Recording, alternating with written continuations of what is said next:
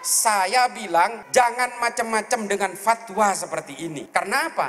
Fatwanya Ustadz ini videonya ditemukan di dalam handphonenya pelaku bom Katedral Makassar dan pelaku bom Cicendo di Bandung. Videonya Ustadz ini. Meskipun Ustadz ini mengatakan fatwa ini hanya berlaku di Palestina, tidak berlaku di Indonesia, karena Indonesia negara damai, disclaimer ini tidak bisa dipegang. Karena Indonesia ini menurut teroris-teroris Wahabi itu, Indonesia ini bukan negara damai, Pak. Ini wilayah perang. Ini Darul Harb. Ini adalah negara togut. Semua orang yang bernaung di bawah negara ini adalah darahnya halal. Ini menurut mereka. Jangan main-main dengan fatwa. Saya bilang, saya diserang sama teman-teman NU sendiri, Pak. Kan efektif.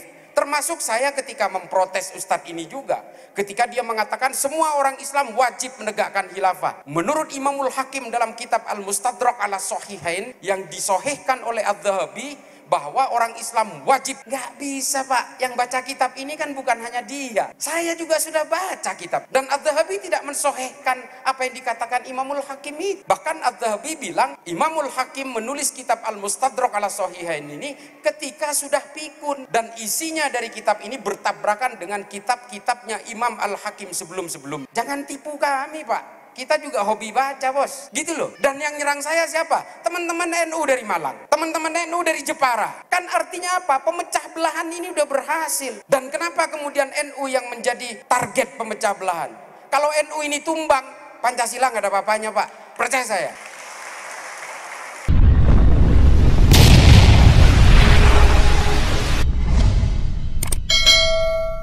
Dari tadi kan kita bahas radikal. Gus Ainun, semua bahas anti radikal. Tim 99 anti radikal. Radikal itu apa coba? Saya mau tanya. Apakah radikal ini kelompok separatis KKB Papua? Ataukah radikal ini adalah orang-orang yang kemudian yang biasa menyerang NU?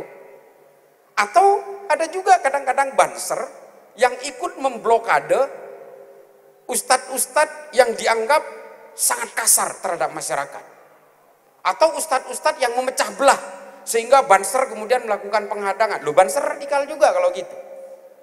Lah iya kan? Nah, artinya kita harus membahas tentang radikal ini secara ontologi dan juga secara epistemologi. Wah, tambah sulit ini bahasa. Ini soalnya bahasa filsafat. Tapi begini, definisi tentang radikalisme ini belum pernah ada kata sepakat sampai hari ini. Bahkan negara tidak pernah menggunakan kata radikalisme dalam berbagai nomenklaturnya. Setiap undang-undang disebutnya ekstremisme dan terorisme.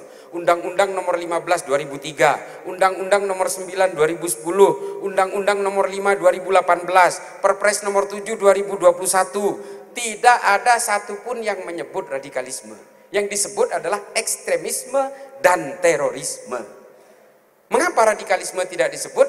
Karena secara definitif belum ada keputusan yang sama dari berbagai akademisi di dunia. Tapi Densus pakai apa sih definisinya? Ya karena setidaknya ada saya di dalam, lalu Densus menggunakan definisi dari salah seorang ulama Ahlus Sunnah wal Jamaah yang sekaligus guru besar di Universitas Al-Azhar Mesir. Namanya Syekh Usamah Sayyid Al-Azhari. Dalam kitabnya yang bernama Al-Haqqul Mubin, dia menerangkan bahwa radikalisme itu adalah orang yang berupaya memecah belah masyarakat dalam rangka mewujudkan keinginannya untuk melawan kepada negara yang ditinggalinya. Ini definisinya. Densus memakai ini. Nah, mengapa Banser kemudian tidak ditangkap oleh Densus ketika menghadang ulama-ulama Wahabi? Nah, ini saya terangkan di sini. Makanya kan sering ini. Wah, kalau gitu Banser itu juga radikal karena sering nyetop penceramah-penceramah.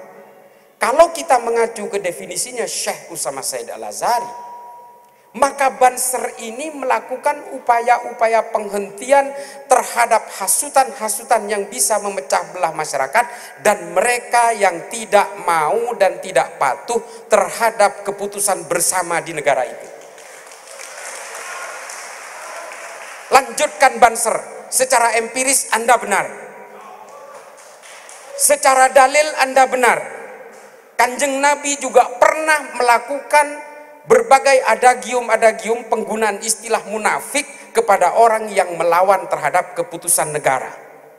Nabi pun juga pernah mengatakan munafik hatta kepada orang Islam maupun kepada orang Kristen maupun Yahudi. Yaitu siapa? Orang-orang yang menolak berperang bersama Nabi, lalu Nabi mengatakan mereka orang munafik. Karena apa? Karena mereka tidak patuh terhadap keputusan bersama di dalam negara itu. Yaitu apa?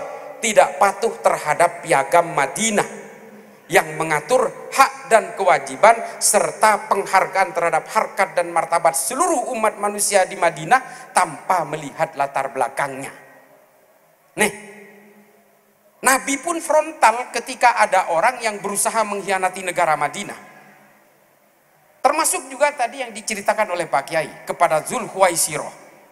Karena dia menuduh Nabi tidak adil, lalu Nabi mengatakan, kalau saya tidak bisa kamu tuduh berbuat tidak adil, siapa lagi yang bisa berbuat adil? Lalu kata Nabi, kelak akan banyak kelompok-kelompok seperti ini yang akan muncul, yang hanya membaca ayat-ayat cukup sampai tenggorokannya saja, tenggorokan. Mereka akan terlepas seperti anak panah yang terlepas dari busurnya. Ini Nabi ini. Nah, kelompok inilah kemudian yang menjadi prototipe, menjadi embrio radikal yang selalu berusaha merongrong negara. Kalau kemudian teman-teman NU melawan ini, soheh ini. Lawan Pak, demi konsolidasi masyarakat. Kalau kemudian kita meminta Pak polisi, ada ulama Wahabi misalnya, mau dakwah di sini, meminta Pak polisi untuk nyetop, nggak bisa, nggak ada undang-undangnya. Kita ini negara demokratis. Kita tidak punya undang-undang yang sifatnya preemptive strike. Kita hanya preventif. FPI dibubarkan, iya organisasinya, karena material. Tapi kalau orang-orangnya kemudian bergerak, apakah kemudian polisi bisa menghentikan? Nggak bisa. Kita tidak punya undang-undang seperti Singapura, Pak. Abdus Somad mau masuk ke Singapura, ditahan nggak boleh masuk. Mereka punya undang-undang preemptive strike, namanya Internal Security Act. Amerika punya Homeland Security Act. Malaysia punya Internal Security Act yang dikeluarkan oleh Special Branch. Semua punya. Nah, kita kenapa tidak punya? Ya karena kita negara demokrasi. Mereka adalah orang-orang munafik yang mengharamkan demokrasi, tapi mereka memanfaatkan kebaikan demokrasi. Kelompok-kelompok seperti Hizbut Tahrir, Ikhwanul Muslimin, kelompok-kelompok seperti yang menginginkan negara ini berubah menjadi negara khilafah, ini adalah orang-orang munafik. Karena mereka hanya bisa hidup di negara demokratis, Pak. Di negara-negara yang menggunakan hukum agama, mereka justru diharamkan. Saudi hari ini menangkap ulama-ulama yang menyuarakan khilafah, menangkap aktivis-aktivis Hizbut Tahrir dan Ikhwanul Muslimin, semua ini. Dan Saudi hari ini betul-betul ingin melepaskan diri dari Wahabi Salafi ini. Dia udah nggak kuat dia. Karena menurut Muhammad bin Salman dalam wawancaranya dengan Frontline, ya bisa dilihat di YouTube, kalau Saudi tetap menganut paham ini, maka Saudi akan menjadi negara paling primitif di dunia 100 tahun ke depan. Karena mereka berusaha memundurkan peradaban, Pak. Apa-apa bid'ah, ini bid'ah, itu bid'ah. Dan mereka memaksa untuk hidup seperti pada abad-abad awal tahun lalu. Nah, ini akhirnya memang akan menghambat peradaban manusia. Makanya kemudian saking frontalnya Saudi ingin berpisah dari Wahabi ini, sampai yaumut taksisnya, hari kemerdekaannya dirubah, Pak.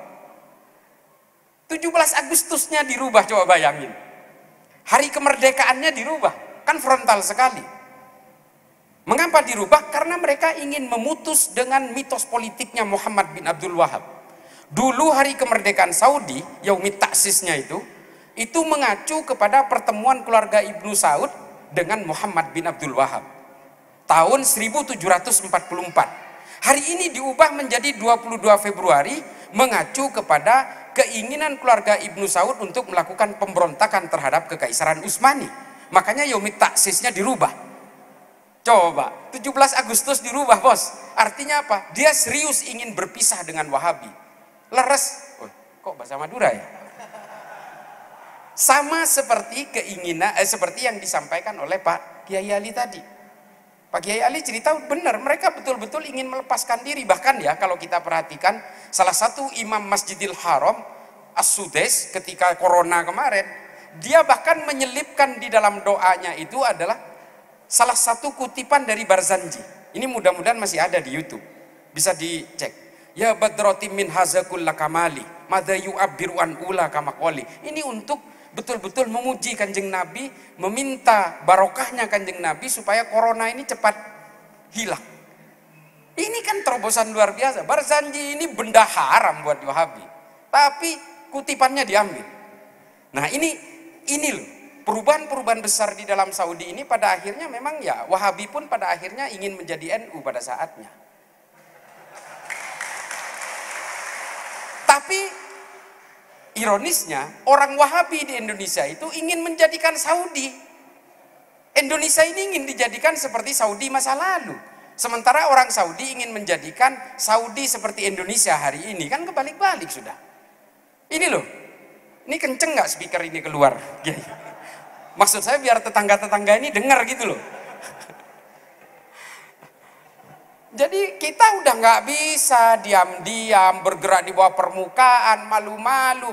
Udah nggak bisa. Saudi aja yang menjadi negara kelahiran Wahabi itu sekarang udah terang-terangan kok. Muhammad bin Salman ini harus kita apresiasi dalam konteks mereka melakukan reformasi, dan dia secara terbuka mengakui bahwa dulu Wahabisme ini diekspor ke seluruh negara dengan berbagai produknya ini atas permintaan Amerika. Nah ini menarik ini. Ketika perang dingin, Amerika ingin ada ideologi yang bisa menandingi gerakan-gerakan komunisme internasional ketika Uni Soviet sedang berjaya secara ideologi. Lalu dicari yang paling tepat oleh Amerika ini. Apa yang paling enak? Wah, Islam ini. Orang Islam kan gampang dibodoh-bodohin. Nah, ya kan?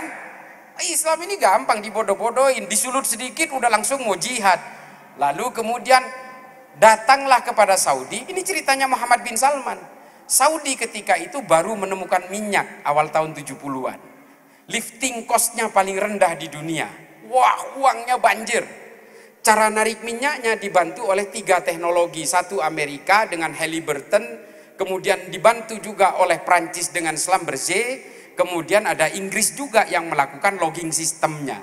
Nah, teknologi-teknologi yang dipakai Saudi ini dijadikan alat sandera. Ayo, kalau kamu tetap ingin ngebor minyak dari bawah permukaan tanah kamu, kamu harus mau dengan perintah saya. Apa itu? Sebarkan Wahabimu ke negara-negara Islam untuk menandingi pengaruh Uni Soviet. Ini tahun ketika perang dingin, Pak. Zamannya Leonid Brezhnev. Nah, sejak itulah kemudian diekspor kemana-mana, bikin masjid, bikin pendidikan, termasuk Lipia di Jakarta. Ini biangnya, Pak, biangnya Wahabi ini. Lipia ini tempatnya Abu Bakar Basir juga sekolah di situ, Oman Abdurrahman, Bahrun Naim, teroris-teroris yang ditangkap itu rata-rata lulusan Lipia, Pak. Ini dibiayai Saudi. Gak tahu sekarang seperti apa, tapi ya mohon maaf, Lipia ini juga tempatnya Habib Rizik sekolah juga di situ. Tapi jangan salah, Gus Ulil Absor Abdullah juga lulusan sana. Guru kitab saya hari ini juga alumni sana. Saya ngaji kitab Irsyadul Ibad dan Al-Mujalas wa Jahirul Ilmi dari seorang habaib lulusan Lipia juga. Nah, ini kemudian menjadi satu teori yang sangat gamblang kalau kita gambarkan hari ini, bahwa berbagai ajaran-ajaran yang datang ke negara kita ini, baik yang Wahabi Salafi, baik yang Hizbut Tahrir, baik yang Ikhwanul Muslimin, ini semua datang ingin menguasai negara kita. Makanya 3 kelompok ini termasuk kategori radikal. Karena semuanya mengusung ingin mengubah Indonesia ini menjadi negara agama yang dalam ilmu sekolah disebut teokrasi. Nah, inilah keinginan mereka itu. Makanya setiap dari 3 kelompok ini beserta cabang-cabangnya ini semua masuk kelompok radikal. Nah, ini tugasnya tim 99. Dari sini kemudian kita tahu bahwa radikal itu adalah kelompok apapun yang menggunakan metodologi pemecah belahan, divide, reng blente. Nah, seperti kata orang Belanda, divide, ini saya campur bahasa Madura karena saya tahu ada orang Madura ya. Divide kata orang Belanda, divide dalam bahasa Inggris sebagai metodologi untuk apa? untuk menjejalkan pemahaman bahwa negara ini harus berbasis khilafah. Nah, ada dua Pak, ini yang paling terakhir. Ada dua kelompok radikal yang harus kita waspadai selain Wahabi Salafi, Hizbut Tahrir dan sebagainya. Yaitu kelompok yang ubudiyahnya sama dengan kita. Sama-sama tidak suka terhadap Wahabi, tapi dia juga maulidan, dia juga tahlilan, dia juga haul, dia juga ziarah kubur, yaitu kelompok yang bernama Ikhwanul Muslimin. Nah, ini efektif memecah belah kawan-kawan NU Pak di kalangan bawah. Saya rasakan sendiri. Ketika Ustadz dari Ikhwanul Muslimin ini mengatakan bahwa bom bunuh diri itu halal dan bagian dari harokah istishhadiyah, saya protes, jangan main-main dengan fatwa itu. Saya diserang oleh teman-teman NU sendiri Pak. Artinya apa? Dia sudah berhasil memecah belah NU. Karena apa? Teman-teman NU tidak paham. Mentang-mentang dia juga melawan Wahabi, mentang-mentang dia juga anti Mujassimah, dia juga bagian dari Asy'ariyah, dia juga ikut-ikut membela ubudiyah kita, tapi dia tetap membela khilafah. Ini bedanya dengan kita. Dan teman-teman NU di bawah terpengaruh oleh ustadz ini. Makanya ketika saya protes tentang fatwa harokah istishhadiyah ini, yang nyerang saya juga teman-teman NU dari Sidogiri. Saya dibilang kafir, saya dibilang fasik, saya dibilang liberal, saya dibilang orang Kristen yang disusupkan untuk memecah belah Islam. Padahal saya ini lahir dan insya Allah sampai mati itu Nahdien Pak. Itu. Nah, ini loh yang sudah mulai terasa efektif.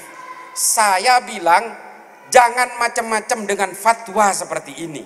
Karena apa? Fatwanya Ustadz ini videonya ditemukan di dalam handphonenya pelaku bom Katedral Makassar dan pelaku bom Cicendo di Bandung.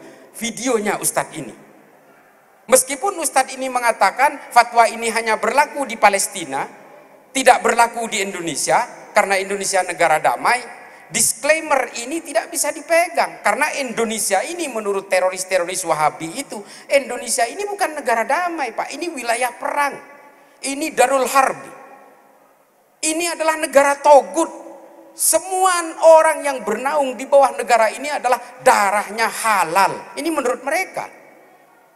Jangan main-main dengan fatwa. Saya bilang, saya diserang sama teman-teman NU sendiri Pak, kan efektif. Termasuk saya ketika memprotes Ustadz ini juga. Ketika dia mengatakan semua orang Islam wajib menegakkan khilafah. Menurut Imamul Hakim dalam kitab Al-Mustadrak ala Sahihain yang disohihkan oleh Adz-Dzahabi bahwa orang Islam wajib. Nggak bisa Pak, yang baca kitab ini kan bukan hanya dia. Saya juga sudah baca kitab ini. Dan Adz-Dzahabi tidak mensohihkan apa yang dikatakan Imamul Hakim itu. Bahkan Adz-Dzahabi bilang, Imamul Hakim menulis kitab Al-Mustadrak ala Sahihain ini ketika sudah pikun, dan isinya dari kitab ini bertabrakan dengan kitab-kitabnya Imam Al-Hakim sebelum-sebelumnya. Jangan tipu kami Pak, kita juga hobi baca bos, gitu loh. Dan yang nyerang saya siapa? Teman-teman NU dari Malang, teman-teman NU dari Jepara. Kan artinya apa? Pemecah belahan ini udah berhasil. Dan kenapa kemudian NU yang menjadi target pemecah belahan? Kalau NU ini tumbang, Pancasila nggak ada apa-apanya Pak, percaya saya. Mengapa NU ini menjadi penting bagi negara ini? Saya bukan ego sektoral, wah ini lama-lama agamanya NU ini. Sejak dulu orang Madura itu kalau ditanya agamanya ya NU. Bukan begitu. Ini ada tinjauan akademisnya. Saya sudah sering mengatakan di YouTube, seorang Tillman Scholar, alumni dari Harvard University, namanya Phil Caruso. Dia mengatakan NU ini penting, kenapa? Karena NU inilah yang paling siap menerima ajaran-ajaran Islam yang diadaptasi dengan budaya-budaya lokal. Yang lain mengharamkan. Mohon maaf. Yang bisa begini hanya NU. Yang lain sudah mengharamkan wayang. Mengharamkan budaya-budaya lokal, kearifan-kearifan lokal. Karena tidak Arab. Percayalah Pak, Islam ini bukan instrumen Tuhan untuk mengarabkan seluruh manusia di seluruh bumi ini. Konsep Islam Nusantara yang didengungkan oleh NU beberapa tahun yang lalu, ini kemudian justru menjadi penting, kata Phil Caruso. Karena justru karena inilah kemudian NU itu dihargai oleh berbagai lintas keimanan dan lintas primordial di Indonesia. Ini loh, nggak ada Pak organisasi Islam terbesar di dunia, tapi banomnya menjaga gereja. Nggak ada. Apakah ini kemudian karena kita mau ngemis-ngemis sama orang Kristen? Bukan. Supaya negara ini tetap aman, itu aja intinya. Nah ini loh antiknya NU itu. Antiknya NU itu di situ. Yang kedua adalah NU itu selain tidak diajari untuk membenci orang yang berbeda, NU tidak pernah punya daya rekam mengkhianati negaranya sendiri. Nggak pernah.